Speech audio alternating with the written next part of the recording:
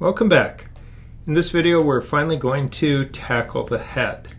So we have a couple of different portions that we're going to work on this. We'll have the face, we're separating out the hair, we're separating out the eyes, so we'll probably do smaller short videos on each of those, but we'll start out with the face. And again, I'm creating the art layers before the video so that we can just focus on the rigging part, since that's really where things start to get a little bit more complex. So if we start adding things in and taking a look at it, we can see that I have created the ear here. And when we're looking at the ear, and if we check out on the model, one of the things we'll notice is the ear is pretty much the same as we go through. The rear view is going to be a little bit different, so we'll probably need a drawing sub for it, but the profile, front, 3/4 view or quarter front, these views are just really about adjusting the rotation of the ears. So I just drew the ear where I could see it more completely based on the quarter front view, because that's really the most useful of the views. And then we can rotate and adjust as needed. So with that, all of these drawing layers are going to, we'll use pegs and adjust their position. So the other next ear looks the same. Now the head is broken into two pieces here, because this allows us to do some drawing substitutions for the chin, for the quarter front and profile, so we can adjust it a little bit easier, so that when we look at our view we can see it's a non-continuous line following the jawbone, so we can adjust that separate. So we'll have the head shape, and then we can have the chin artwork be different from that, so we're going to have some flexibility as we work with it for our different views. So to do that, we can see there is a head portion, and then there is a chin portion. So if we disable, so we can see there's the chin and head, they combine together to create the same thing.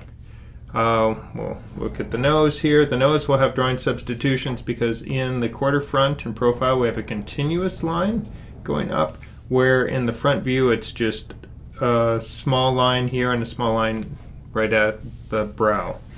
The mouth, of course, we'll use drawing substitutions for our different mouth shapes. So we'll have our front, quarter front, and profile view mouths as we work with those so that we can make the character talk. We'll use an underlay layer to cut the head so that we can create an opening in the mouth when it's talking. All kinds of good fun. But now when we look at the cheeks here, there's something interesting going on with the cheek artwork, because we got this kind of little cheek that extends towards the nose, under the eyes there. Just adds a little bit of character to it. So to draw these, what I have done is I have used a gradient. So I've set up the gradient on the cheeks here, and it goes from a solid color to a transparent color. So it allows me to create that faded edge. Now to modify it or work with it, to adjust that gradient once we fill it, we can edit our gradient texture. But if I look here, you're like, okay, I don't have a tool option, can't do that because it doesn't work in the camera view. We have to switch to our drawing view. And let me just turn back off the light. Click on the cheek here, click on the artwork, and now we can see it gives us this control. So this control, here's the center point of the gradient of where it's going to be, and then we can adjust the size or shape of that gradient. When we're working with a linear gradient, then we can adjust the angle of where it's going from start to finish on it, so we can scale it as needed. So I'm trying to get it so there's no hard edge on it. Even so, I could potentially just do a gradient that would, if I did it from the cheek color instead of transparent, but did it to the face color, then that would allow it to blend in. That would be one way to do it. But then when it gets two other parts. So I wanted transparency on it instead, just because of how I conceive of using my colors. We can rotate it by grabbing that handle over there, so if we need to rotate our gradient as well. So again, our gradient texture is under the contour editor down at the very bottom, and it only works in our drawing view. Go to camera view, we don't have that option anymore. So something to keep in mind with that. So now that we've taken a look at our art layers here, what we can do is certainly just select all of them and give them their appropriate pegs. So they have their pegs to work with. And all of these are going to a head comp that I have created, and then the head comp goes to our upper body comp. So it joins it that way. So kind of thinking we can probably get by in the ears just with a standard animation transform. We're just going to rotate and scale it horizontally or vertically. Same thing with the cheeks, the nose and mouth, because they're using primarily drawing subs, so we don't need deformers there. But the chin and the head are going to need deformers, so we'll click on our rigging tool, go to our tool properties. Envelope is the one we want. So working with the chin, I'm going to just zoom in a little bit more so I can see what I'm doing, and just start giving myself some handles to work with at the different points that I know I will need my adjustments, and I can just adjust those handles so that we are matching the contour, so that will give me what I need for the deform on the chin. Go to the head, and we will repeat that process, though I will put it where I can find it. So I'll just deactivate that. So now here's the head, rigging tool, envelope. So we'll click, pull back,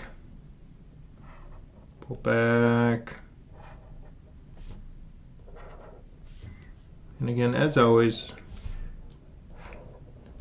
the fewer the points, the easier it is to work with, but too few points and then it's hard to actually create the changes that you want within your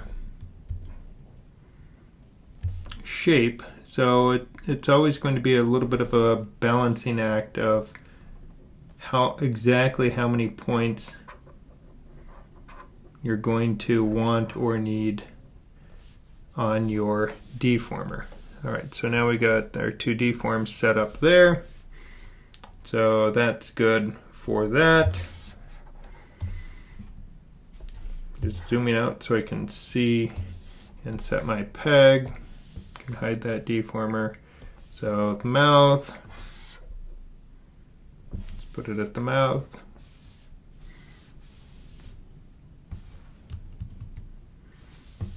Click on mouth here, and that's the pivot I want to set. Nose,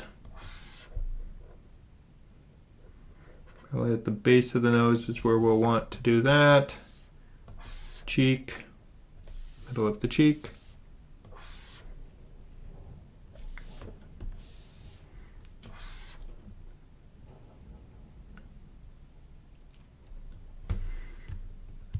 And I'm going to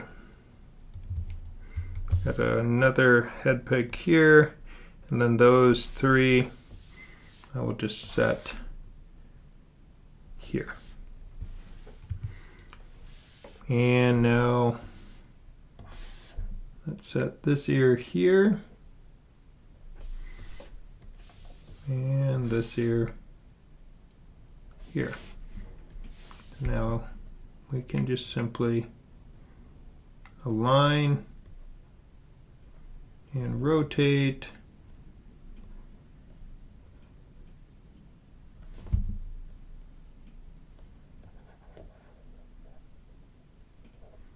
It looks like we need to rotate that one a little bit and align it over there. So now we have the two ears, cheeks, mouth, head. So all of that has now been configured.